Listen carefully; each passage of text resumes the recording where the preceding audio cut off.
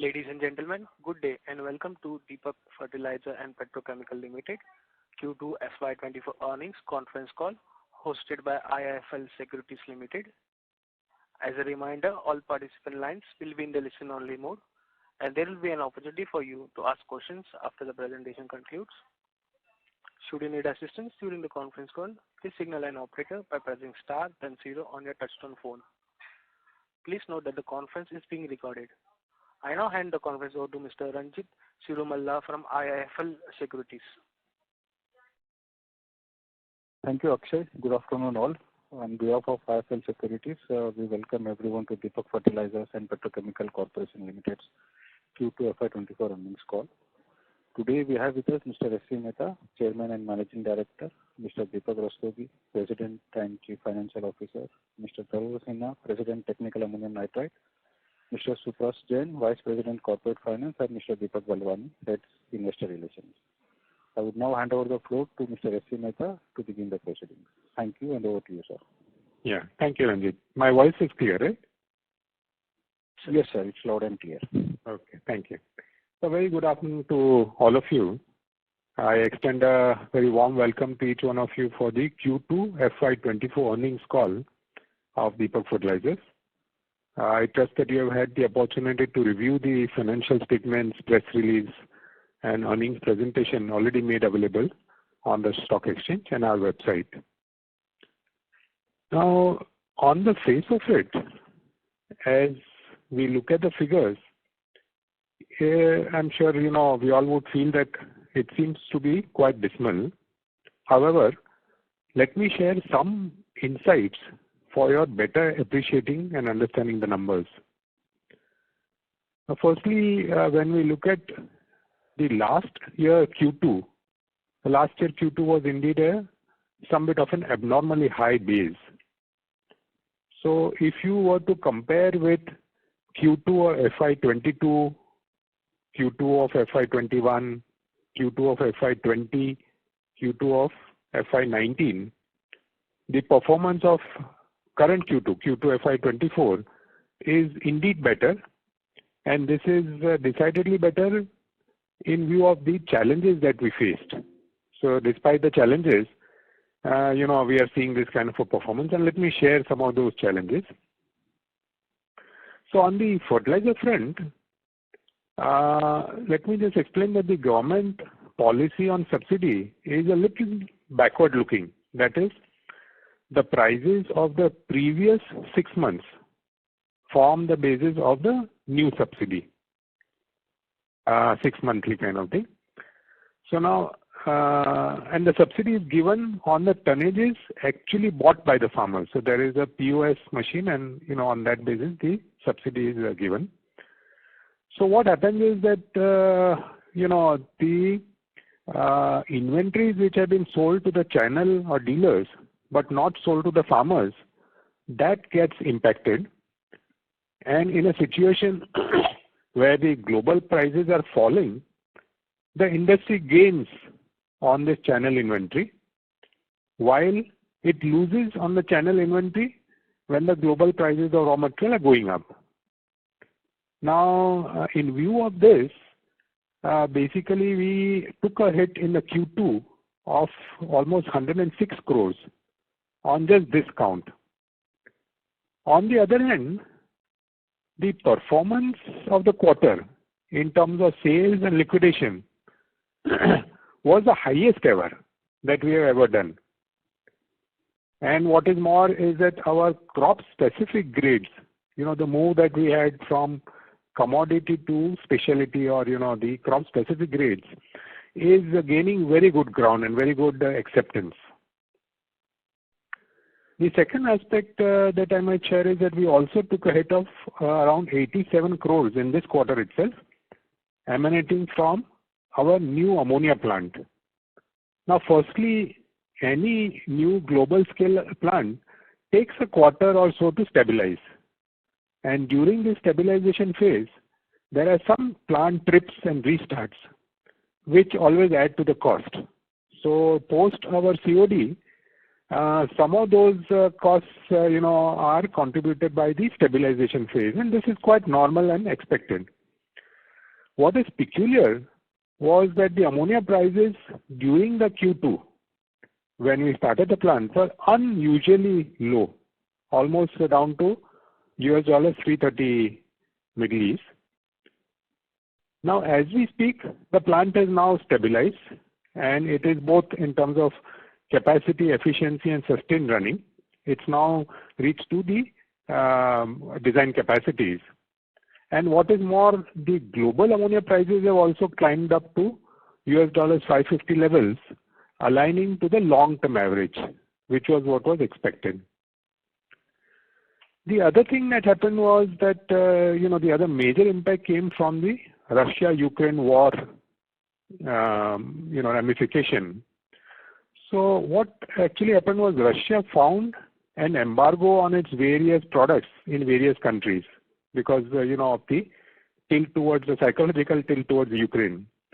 In this situation, India became a good dumping ground for the Russian products. And this brought in large quantities of cheap fertilizer grade ammonium nitrate, and that impacted our TAN, the technical ammonium nitrate business. There again, however, because of our strong market grip, we have ensured in Q2 also, despite all these headwinds, a very strong volume growth. And going forward, all the mining activities that we are seeing are on an upswing, whether it is coal mining, limestone or cement, or the infrastructure, based on the government budget outlay. They're all having a very positive current. And the key that is there is that, we have started making this concrete shift from commodity product-oriented business to mining solutions business based on success fee. And this is in a good wicket and is moving into a scale-up phase. On the industrial chemical space, the nitric acid business, besides the typical monsoon lull, did have some impact emerging out of our downstream customers, the agrochemicals and pharma customers, because they were getting impacted by the Chinese dumping. In that space, of course, on the other hand, the IPA had a very positive current. And here again, as we see it, as we move to the specialty space, steel grade nitric acid or solar grade nitric acid or pharma grade IPA, we will be gradually scaling up into those specialty areas, and that should create a good insulation for us, from the larger global, I would say, vagaries. So, in summary, all in all, if we compare the previous 4 years Q2, other than last year, it validates, our strength and resilience to take in the headwinds of the geopolitical environment. And at the foundation level, I remain completely convinced that our strategic transformation journey from commodity to specialty or holistic solution in each of our business lines, that is mining chemicals, industrial chemicals, and also the crop nutrition business, in all the three, I feel very deeply that they are in the right direction. And over the next few years, quarter on quarter, as we consolidate our this part of the journey from commodity to specialty, and as we solidify the premiums and the brand, I feel that we will bring Deepak into a complete different light. I also feel that now that the ammonia plant is with us in the group and running fine, it will bring a huge risk mitigation for the groups downstream from all the global vagaries. The other is, of course, in terms of the financial controls also, we see the gross debt to equity now at 0.76x, so which is also a healthy kind of state. And in terms of our growth strategies, all of it would be, since they are all in areas where we continue to have the support of our last 40 years of strength, that is only going to be something that will once again prove the resilience against any kind of geopolitical situations. For more granular details, I will now hand over to Mr. Deepak Rastogi, our new CFO. And I also take this occasion to share my warm wishes to you and your families a little in advance for the Diwali festival. Thank you. Deepak? Thank you, Mr. Mehta. I hope that I am loud and clear to everybody. Yes, sir. Good afternoon, ladies and gentlemen. I thank you for joining the Deepak Fertilizers and Petrochemicals Corporation Limited conference call to discuss the Q2 financial year 24 results. In Q2, we achieved a total operating revenue of 2,444 crores with an operating EBITDA of 286 crores, which translates to 11.8% margin.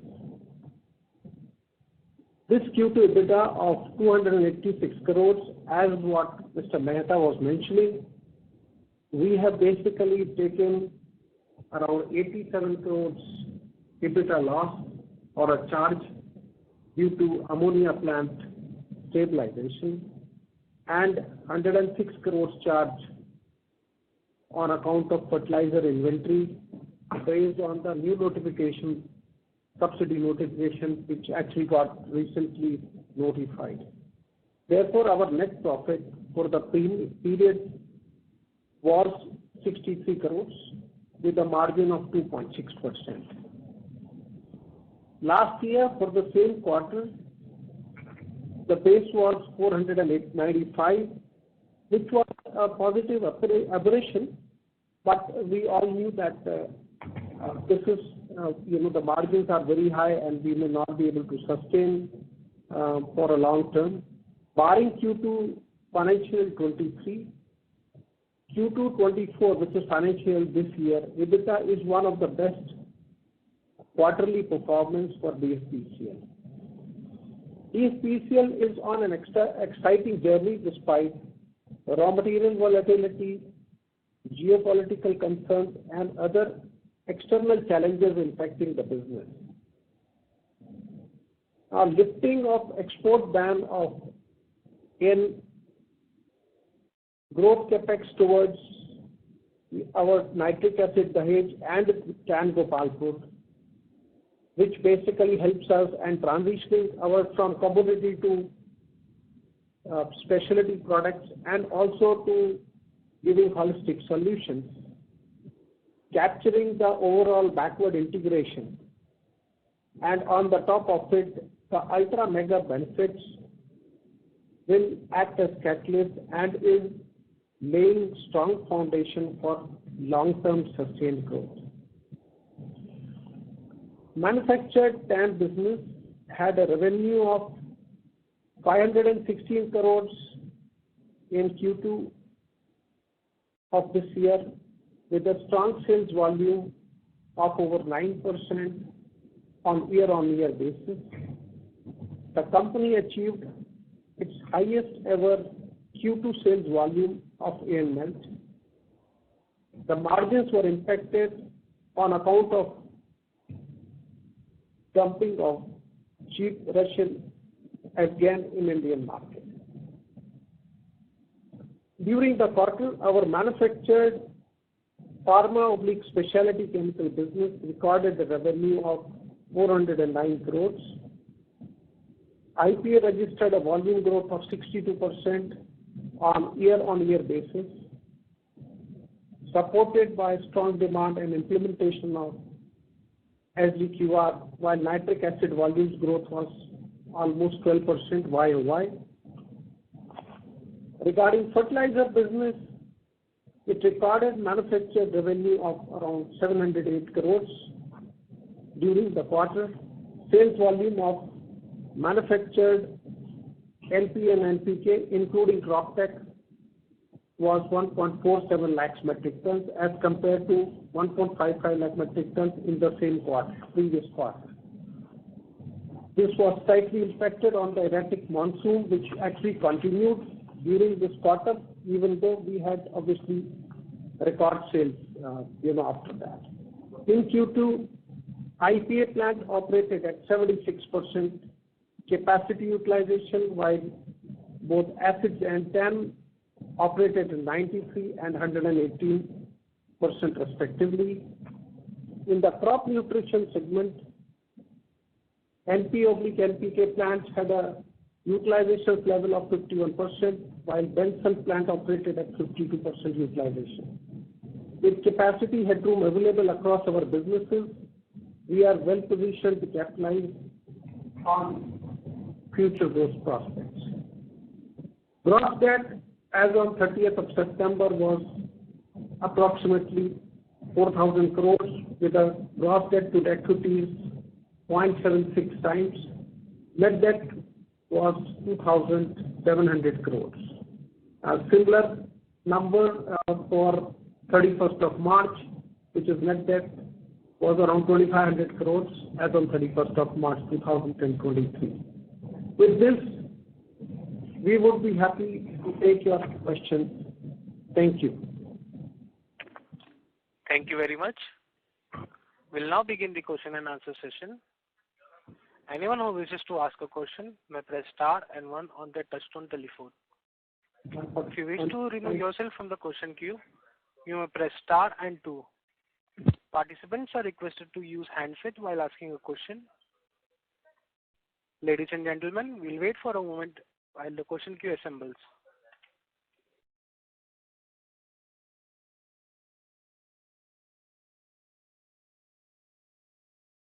The question is from the line of Jainam Gilani from Swan Investment. Please go ahead. Thank you for an opportunity. Jainam, can you please come closer to the handset? Yeah, so it's audible? Yes, please go ahead. Yeah, so I want to check on the ammonia facility that now you said that the last quarter we had an impact on the stabilization of the plant to the tune of 87 crores that we have already taken a hit. Now, with the gradual ramp up of the facility, can you give us the update in terms of how the spreads are looking currently given the gas prices contract that we have already entered? So, your question is that how the spreads are right now based on the current one, effectively. So, the way the ammonia prices are currently, and they are in the range of around 550, the spread is closer to, give or take around $100, $75 to $100 is the spread right now.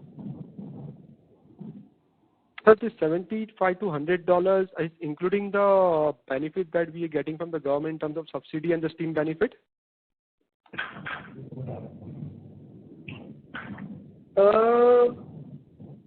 Yes, it would be, it would be over and above that, yes. Oh, so that means it will be almost $150 to $160 of this spread that we could get it in Q3? Yes, closer to that, yes.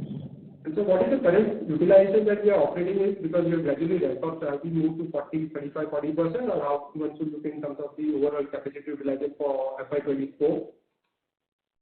Sorry, I cannot hear your question at all. Jainam, can you please come closer to the handset? So in terms of the capacity utilization, how shall one look for the second half in terms of the ammonia plant? We are already reached the capacity, 100%, design capacity. So we think, we would be around, 90 to 100% capacity utilized, during H2. Sure. And sir, second question is on the TAN business. Now, since that you have already indicated that our volume is growing in the TAN because of a strong domestic demand, but there has been huge dumping by the Russia on the FGen. So just wanted to understand whether we are getting any measures or the protection from the government, and how shall one look in terms of the margin of the TAN business when the imports are continuing at such a high level? So, obviously the margins are impacted to some extent, but generally the Afghan prices move in tandem with the IPP prices of ammonia. Currently, they are not moving in tandem. We expect, the things would basically move in tandem, and we expect that things may get better from where it is, but we will have to wait and watch, how the actual year pans out. Try to assume that at least for another couple of quarters, because the ethane prices are not moving in the line with the TAN prices, there could be a pressure in the overall chemical business margin for the second half? So, we basically expect, some pressures, but we'll have to really wait and watch to see. But overall, we think, over a period of time, the things will only improve. But, we'll have to really go through how the geopolitical scenario looks like and then take a call accordingly. The other question is on the fertilizer. Now we have almost taken 267 crores of the impact of the reduction in the subsidy. Now in the last quarter, which we did of almost 106 crores, that includes the revised subsidy rate, right? Yeah, that is correct. And so if we take it forward, assuming that there is no further reduction in the subsidy from the government and the fertilizer price remains steady at current level, is it fair to assume that our fertilizer business can generate near about 400 to 500 crores of the EBITDA on the quarterly basis? I'll have to just check on that, but I will have to check and maybe come back to you on this. And so with the expansion that we are doing it in terms of TAN and when, what will be our peak debt and when could we see that number reaching in by 24-25? So, it depends upon what kind of growth projects we encounter. Predominantly, the only way I could answer is that we will be in a comfortable position overall from gross debt to equity perspective. As I said that, we are comfortable right now, and we expect that we will be continuing to in a similar, pretty comfortable zone going forward. Okay, sir. Thank you. That's all from my side. I'll come back in the queue and wish the entire team of Deepak Fertilizer a happy Diwali. Same to you. Thank you. Ladies and gentlemen, in order to ensure that the management is able to address questions from all the participants in the conference, please limit your question to 2 per participant. Should you have a follow-up question, we will request you to rejoin the queue. The next question is from the line of Janvi Dodai from Equitas Investment. Please go ahead. Hi sir, this is Nishit from Equitas Investment. Thank you for this opportunity. Sir, I wanted to understand now, since the TAN export ban is lifted, by when do we see the exports to start? Yeah, so I'll just ask Tarun, who can take this question, please. Yeah, thanks, Deepak. Deepak, am I audible? Yes. Yes, you are. Okay, thanks. Yeah, so you're right. The export ban, for ammonium nitrate finally got lifted a month or 2 ago from now, which is a great news. And currently, I think you must have picked it up through the information available on the public domain that our company is going through some corporate restructuring. And one of them has been, the name change of our previous company, SmartChem, which used to house technical ammonium nitrate business and fertilizer business, to another company called Mahadan, Agritech Limited, which continues to house the same 2 businesses as we speak today. So as a result of this name change, the TAN business, which is a highly regulated business from a licensing perspective, is currently undergoing through some license, transfers in terms of the name change from the previous company to the new company. And we are expecting, the final, steps to be completed in that direction, hopefully in this month. Once that license thing is transferred from old company to new company, all types of licenses of technical ammonium nitrate business, then we should be able to start exporting again. Okay.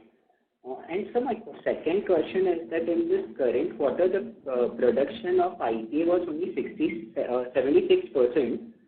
So any particular reason for the lower production, and how do we see that going forward?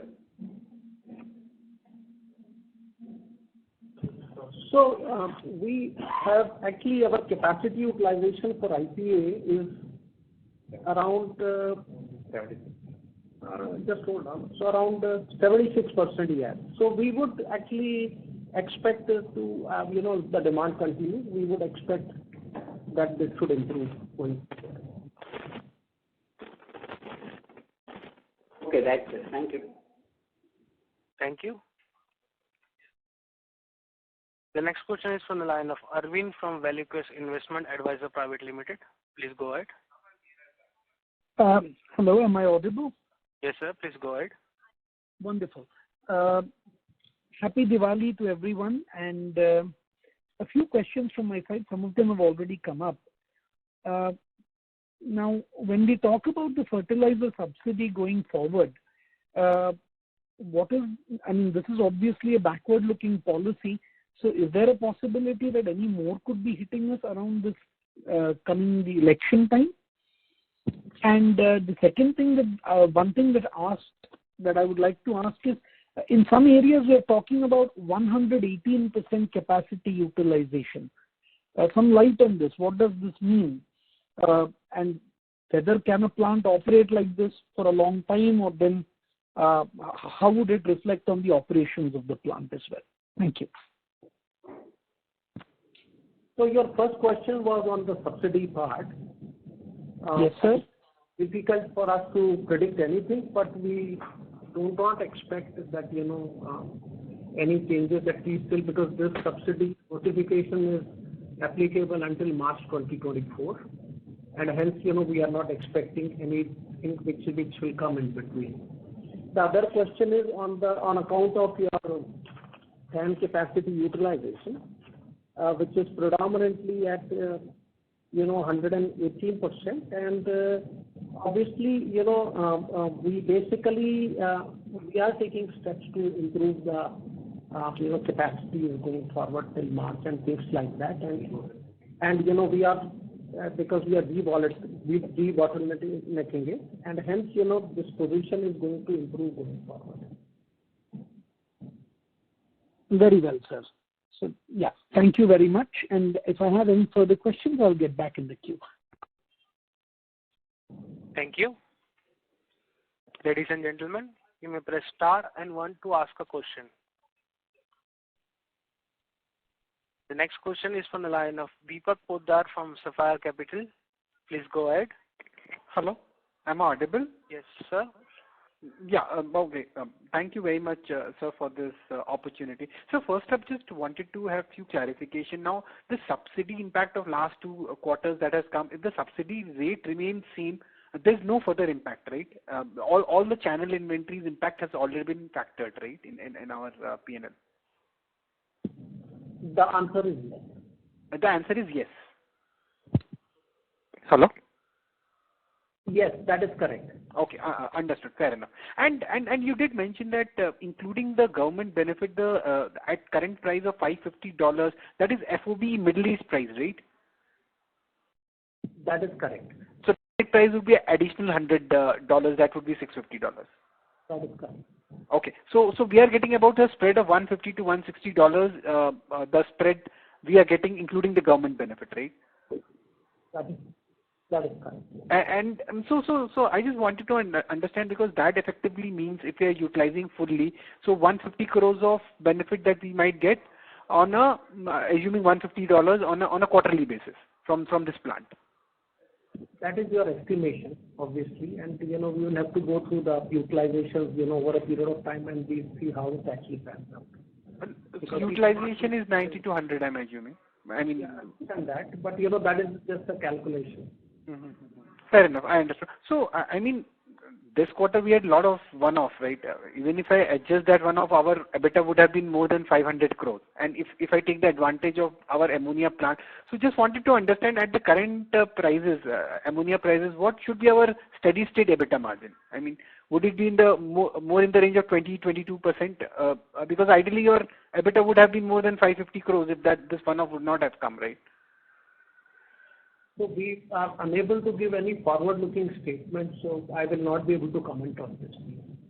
No, this was not regarding forward-looking statement. I'm just trying to understand if at current ammonia prices, if this one-off would not have been there, so our steady-state EBITDA margin would have been in the range of 20% plus, right? I mean, I'm just trying to understand that point. You can add, 87 crores, and I don't know whether you are adding, subsidy. If you can add that number, it will be closer to around 426 odd number.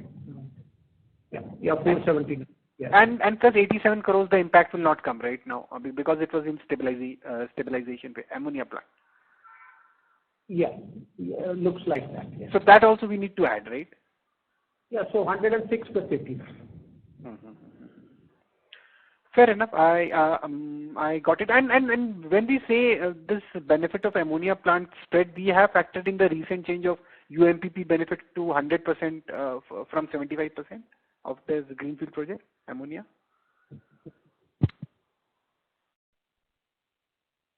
Hello. Yeah, the answer is yes. That would be okay. Fair enough. I got it, and I think that's it from my side. All the very best to you. Thank you so much. Thank you. A reminder to all the participants, you may press star and 1 to ask a question. The next question is from the line of Sharan, an individual investor. Please go ahead. Yeah. Hi. Thanks for the opportunity. So my first question is historically, how has been the price of ammonia fluctuating, and from when do you see you getting the benefit from the new plant with respect to price getting increased? So obviously I can give a range. Sorry to interrupt, sir. Yeah. Can you please come closer to the speaker, sir? Yeah.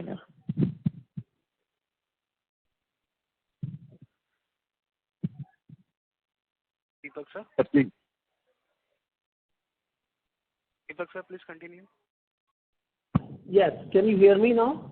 Yes, sir. Yes, I can. Okay. The question I understand was that what is the kind of price of ammonia, historically, and how it has fluctuated. So the ammonia prices, FOB Middle East, has been ranging from $250 to almost close to $1,100. And these are all US dollars, FOB ammonia price, Middle East price. And what factors does this price fluctuation impact, and from when do you see getting benefited, and from what price onwards Deepak will start getting benefit of it, and when do you see it happening?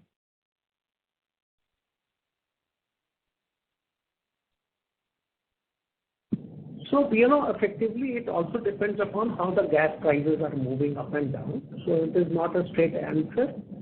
But, as I said, currently we have a spread of, close to positive spread of around $100, $150 based on the current FOB Middle East, and that will change over a period of time based on how the global prices are moving up and down. Okay. So other question is the new specialty chemicals for solar and the semiconductors. From when do you see those getting into production, and also what do you see from next 1 or 2 year the revenue and the benefit from that, the profit? So for solar, as we have communicated in our press release also, that we will be starting production from October of this year. As far as semiconductors are concerned, obviously the market is still growing in India, and it will take some time for us to get to a full-scale revenue level. And from a solar perspective, since it's a forward-looking statement, we will not be able to comment that how much and to the extent of the revenue specifically for this particular. Okay. The other question on the same is basically, are there any other producer who is producing a similar kind of chemical in India, and what's the total market size for that chemical, and what is going to be your share in that? So currently, to our understanding, there is nobody else who is actually doing this at this point in time. Okay. And what's the market size for Deepak in that segment overall? So we have just started that. You are talking solar grade. So we have just started that, and we are obviously landscaping because the solar, market itself is, obviously in a nascent stage and growing. So we basically are doing our own market studies to figure out how big that market would be and then how much we will play into that. Okay. And one last question about the real estate sale, Pune real estate sale, just to like non-core asset sale. So any update on that? So as we have maintained that, we basically would be looking for which are convenient pricing for us and take actions based on the board approval. Okay. Thank you. Thanks for your time and opportunity. Wish you all the best. Thank you. Deepak sir, lots of background noise is coming from your call, sir. Deepak sir?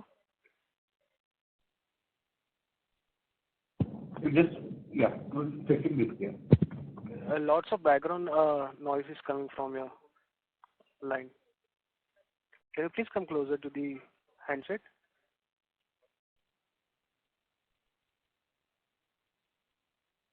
Is this okay now? Yes. Okay. Okay. The next question is from the line of Neeraj, an individual investor. Please go ahead. Sir?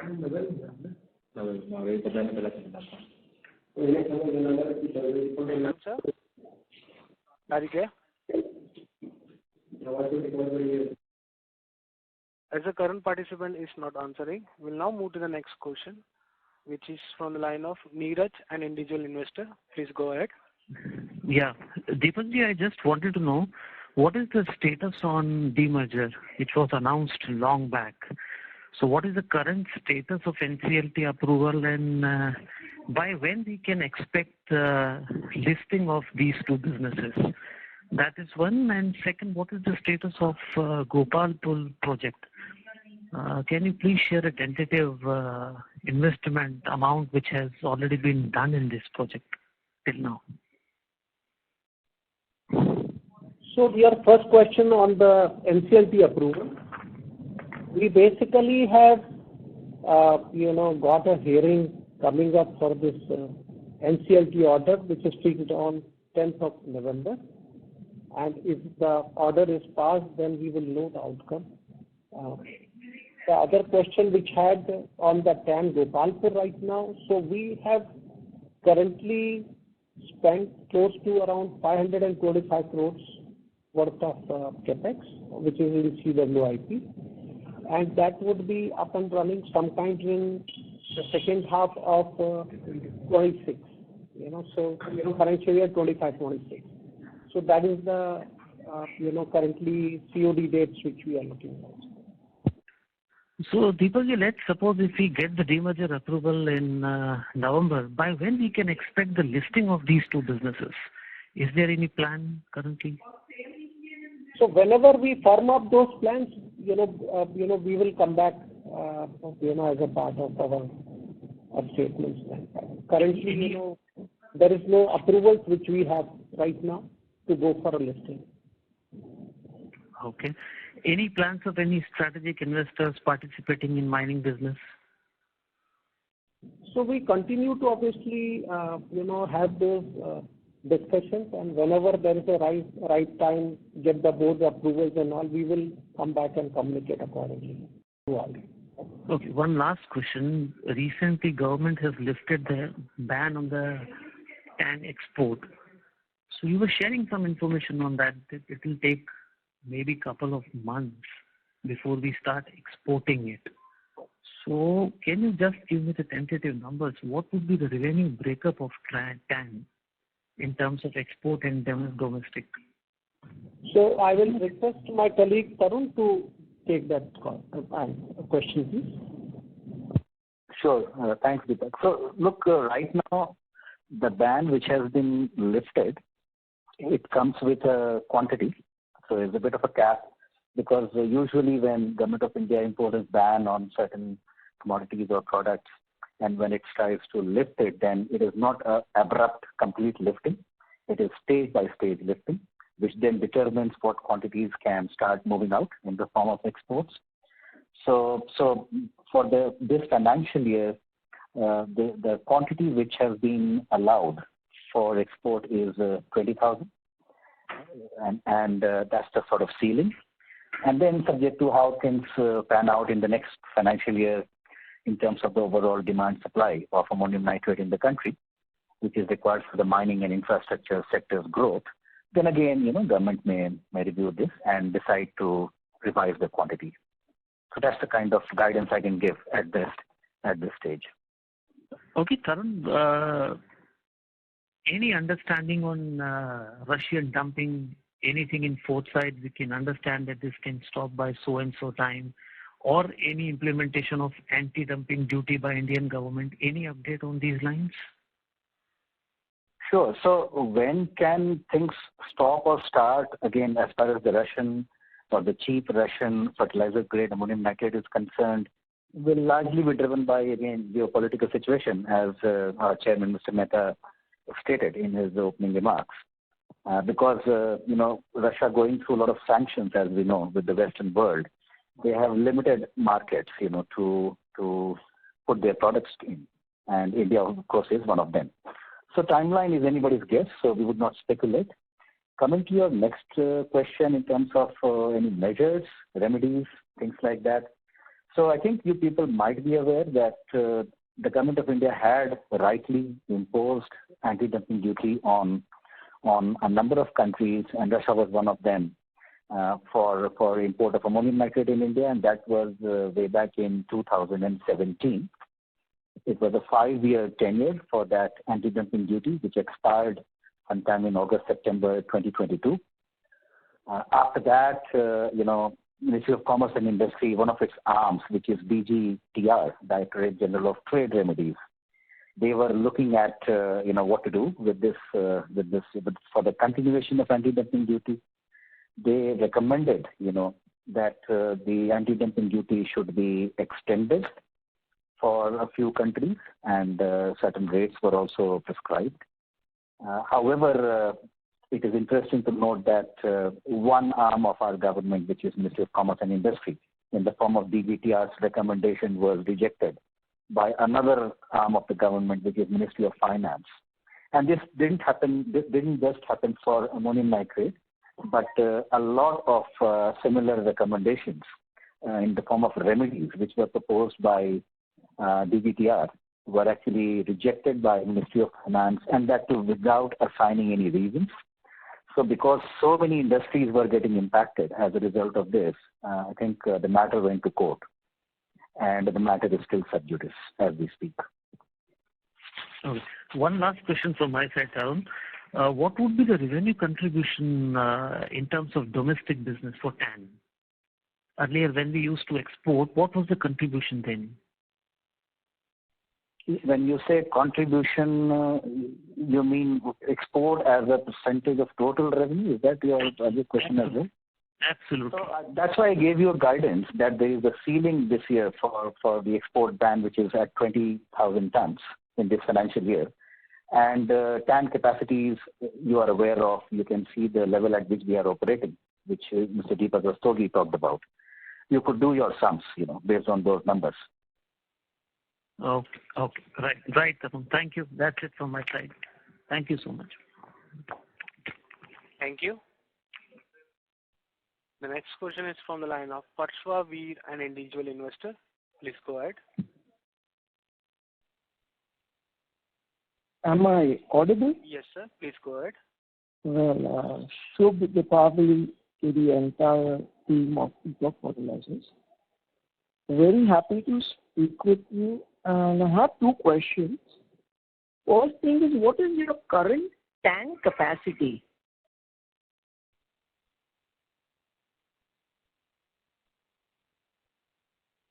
So we have close to 525 lakh metric tons.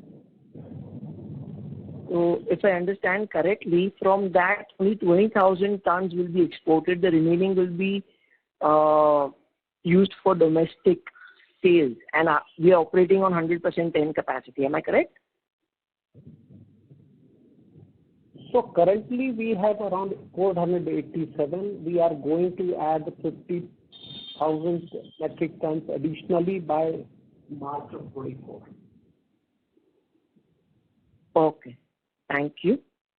Second question is, coming to the ammonia plant, wanted to understand the math. How is our gas pricing contracts being done?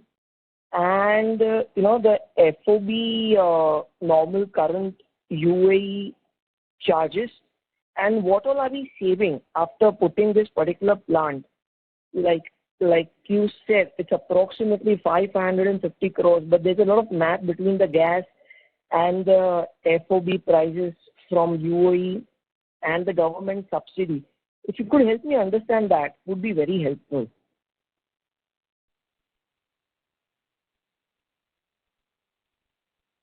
So, we have, FOB ammonia pricing, gas pricing, which is based on either Brent linked or HH linked and things like that.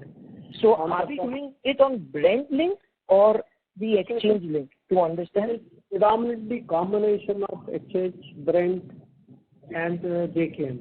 That would be how much percent of the Brent, sir? Depends upon, it depends upon, on contract to contract basis. I'm sure there would be an average number that you would have in mind that this is our normal pricing policy with an average percentage. For your calculation's sake, you can take equal of all those. No, I mean equal of all those. Would that mean 22% of Brent? Would that be 50% of Brent? How should I consider that? Like, if you can help me with an average number, would be very helpful. We will not be able to. One third, that's what I was telling you. You can take that, average, which is one third, because we will not be able to obviously provide that information. Okay. So basically. Sir, may we request you to return back to the question queue for follow-up question? Fair enough. Thank you. The next question is from the line of Dhaval Sangvi, an individual investor. Please go ahead. Thank you for the opportunity. Am I audible? Yes, please go ahead. Yeah. Actually, based on our chairman's comments, right, where we are moving from commodity to specialized solutions, I just wanted to understand from a broader perspective, like from a 3-year perspective, FY27, where do we see ourselves as an organization, as a company? I mean, what direction we want to move? What kind of revenues on an average we should be expecting? So, this moving from commodity to service provider, this predominantly we are doing in 2 businesses. Actually, all the businesses, but predominantly in 10. So, I would request Tarun to just give some glimpse on, how, he looks at the business. So, over to you, Tarun. Yeah, thanks, Deepak, again. So, see, the way we are moving into the solutions business model as far as our group's mining chemicals business is concerned, is we have come out with a concept which we call as total cost of ownership, TCO as an acronym in short. In simple terms, layman's perspective, what that means is when a mine operates, it is basically operating to extract some mineral or to extract some rock, whether it is a mine or an infrastructure project where blasting takes place. So total cost of ownership is a concept which basically aims at, cost of mineral extraction or cost of rock extraction. So what we are developing as a solutions business model is that we try to improve the total cost of ownership, i.e. the cost of rock or mineral extraction in a mine or in an infrastructure project. So that's the theme. Now how do we do that? Essentially, in any mine or any infrastructure project or a quarry where blasting takes place and rock and minerals are being extracted, there are 5 value streams where improvements can be brought about in order to improve the total cost of ownership. What are those 5 value streams? It starts with drilling in the rock or the mineral to be extracted, followed by blasting. So that's the second one. The third one is excavation of that blasted rock from in situ to where it has to go for further processing and handling. So that's excavation. And then fourth is transport from the so it's blasted to taken to another place. And the fifth is crushing. So drilling, blasting, excavation, transport, and crushing. Now we have developed tools, software, people capability, different kinds of products, and we are continuing to do that to attack each of these 5 value streams in an operating mine or an operating infrastructure project, so that the collective outcome of all these inputs is that the cost of mineral extraction or rock extraction is improved.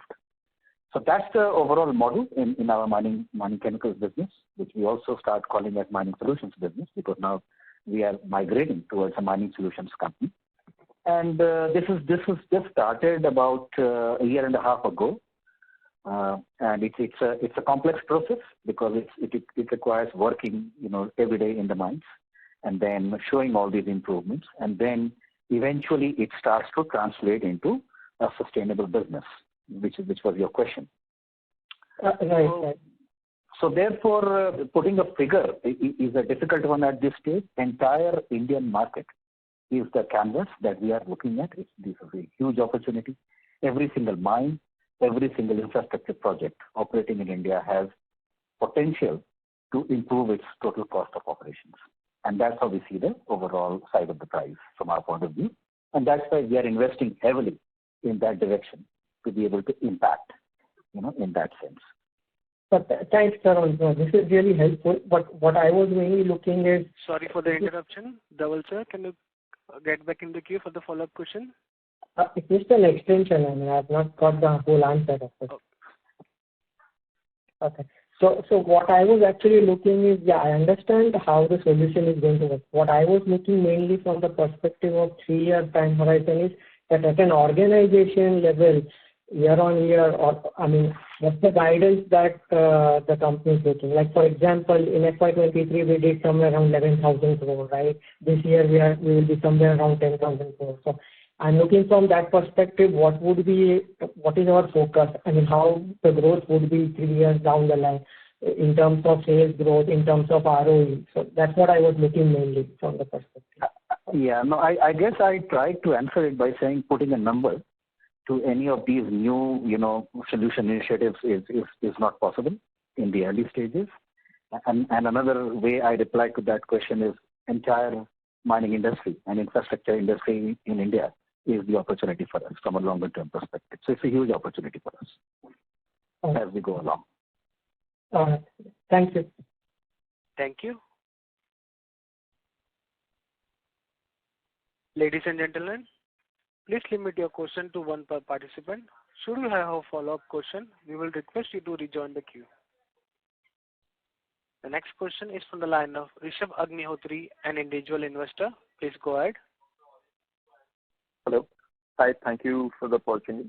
I just want to understand that, because of the new subsidy rate cut in NPK, the DAP premium has gone down, for imported imported subsidy, right?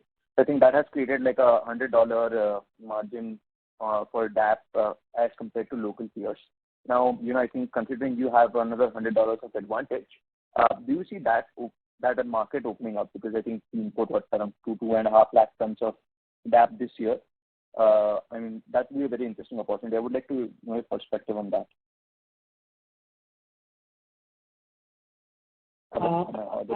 You're audible, but I could not actually get your question clearly. What exactly you are looking at?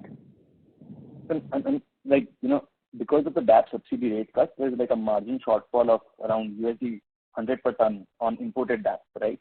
And we import 2.95 lakh. We imported like 2.95 lakh ton in September 2023. I think Deepak produces DAP. So do you see that as an opportunity going forward in the fertilizer market? So, I can only say that, we do not manufacture DAP for ourselves. We generally have trading volumes there. Okay. And, based on the opportunities and the market distance, we continue to take those calls on a quarter-to-quarter. All right. Thank you. The second question is on the line of PCO. So, I think you have executed some projects.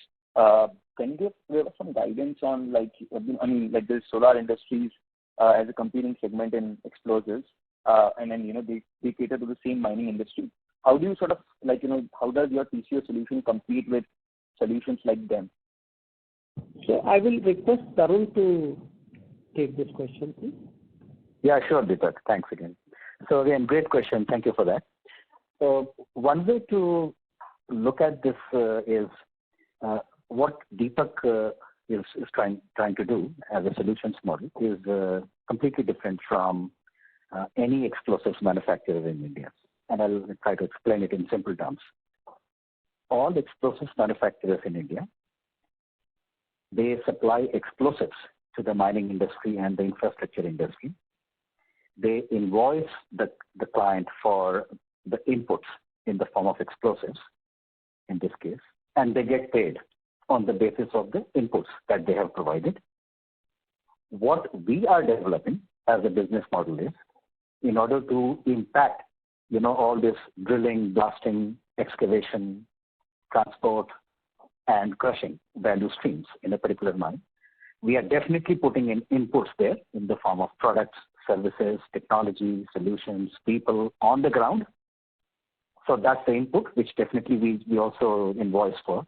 But in addition to this, and here comes the difference, in addition to these inputs, we guarantee certain outcomes as a result of the inputs that we provide to the mines and infrastructure projects. So in other words, we agree to a set of KPIs as outcomes from coming out of the inputs that we are putting. So in other words, we are putting our skin in the game. And in doing so, we also request the beneficiary, which is the mining company or the mine operator, to share a part of that benefit, which they get through the inputs that we provide and through the outcomes that we guarantee and produce for them. We share a benefit. So we also get paid for the output and the outcomes that we generate. That's the fundamental difference between us and explosives manufacturing companies. Input only in one case versus input and guaranteed outcome, and getting paid also on the basis of the guaranteed outcome. So that's where I will that's how I will try to summarize it at a high level. That's pretty amazing. Thank you for that explanation. Just one last question. Thank you. Rishabh sir, can you get back in the queue for the follow-up question? Sure. Thank you. The next question is for the line of Deepak Poddar from Sapphire Capital. Please go ahead. Hello. Yes, please go ahead. Yeah. Thank you very much, sir, for the opportunity again. So just wanted to check just one question I have. The ammonia plant got commissioned, I think, in the first week of August somewhere, right? So ideally only 2 months of incremental depreciation and interest would have got factored in this current quarter? That is correct, yeah. So incremental, I mean, I think on a quarterly basis, we were of the view that 50 crores of depreciation and 50 crores of incremental interest costs will come through, right? Yeah, and it's close to that, yes. Close to, but in this quarter, as I can see, only 22 crores and around 25 crores of incremental depreciation and interest has come. And so I mean, balance 25 crores for each depreciation interest is likely to come in the third quarter. Would that be a fair thing to assume?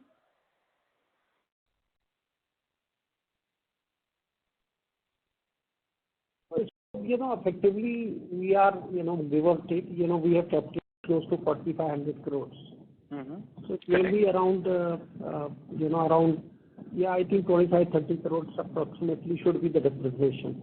I don't know the numbers by heart, but, probably, that number sounds to be right. The incremental that may come in third quarter, right? I mean, 25. Yes, could be, yes. Could be in that. Yeah, could be. I mean, incremental in terms of. Okay, sir. That's it from my side. Thank you so much. Thank you. The next question is from the line of Jason Sohn from IDBI Capital. Please go ahead.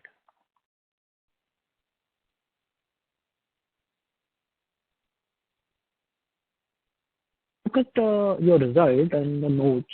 Basically, it's mentioned that there's a. Please repeat your question. Yeah, sure. Am I audible now? Yes, sir. Please go ahead. Yeah, okay.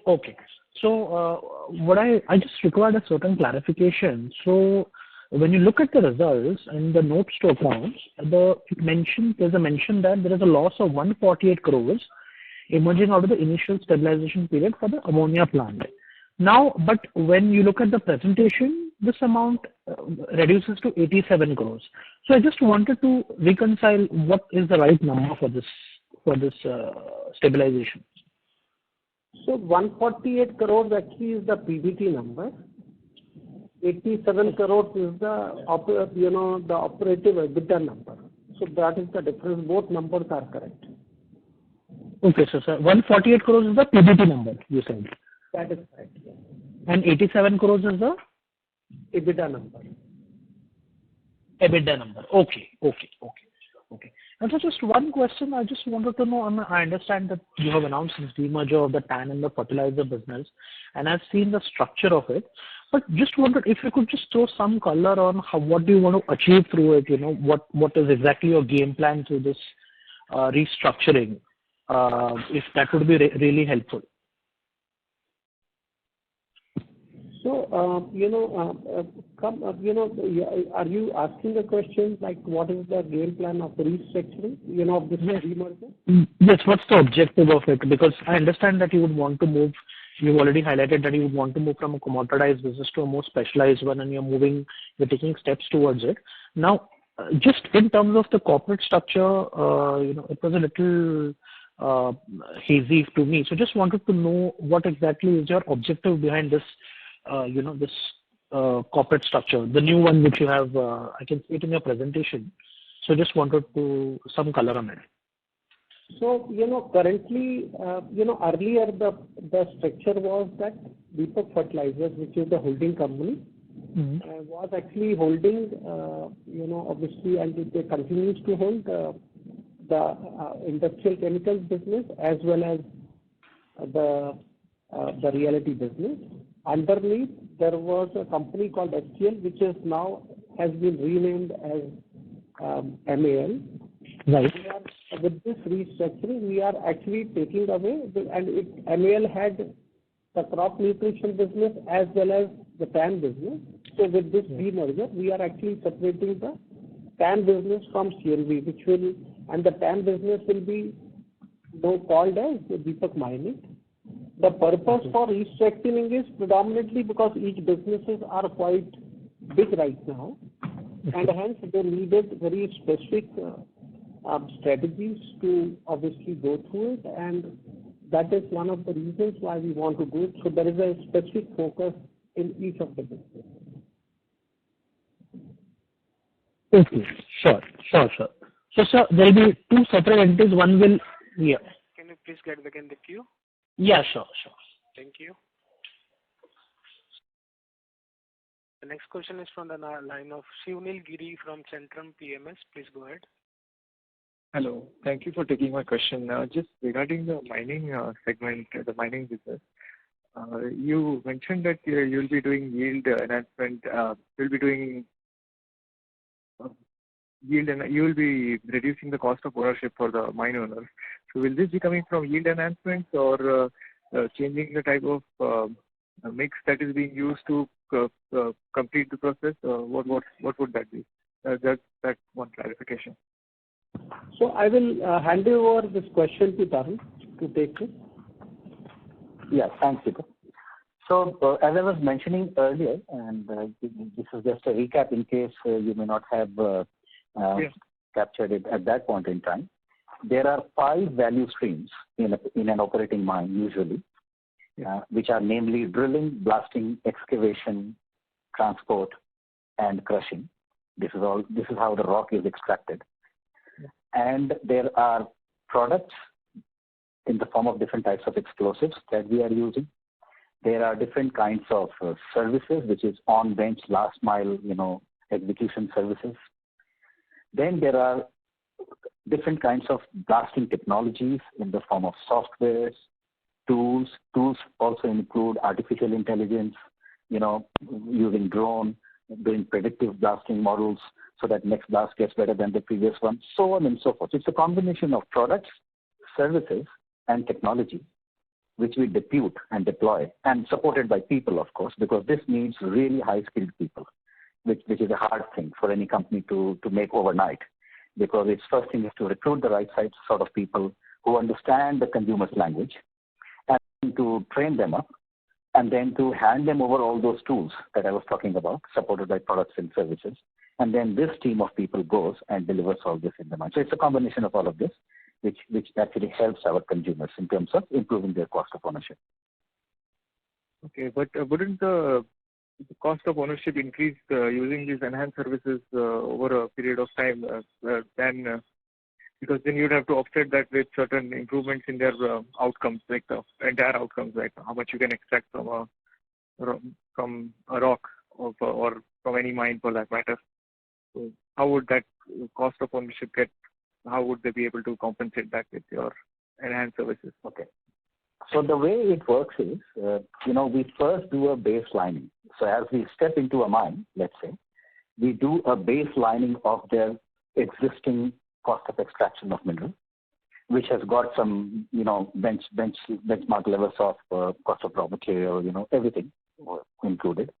And then we take up some pilot, blasts through our own design software, all of that I was talking about, in some cases changing products and different kinds of services. And we analyze through the pilot blasts which of the 5 value streams between drilling and crushing we can actually impact. And then we convert that in the form of a proposal to the mining companies. So that's how we go about doing it. It's a process, which works like that. All right. Thank you. Thank you very much. Thank you. Ladies and gentlemen, that was the last question for today.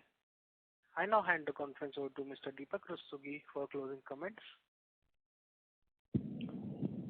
Thank you everyone for their participation. For any further queries or clarifications, please do get in touch with our investor relations team. Thank you so much and happy Diwali to all of you. Thank you. On behalf of IIFL Securities Limited, that concludes this conference. Thank you for joining us, and you may now disconnect your lines.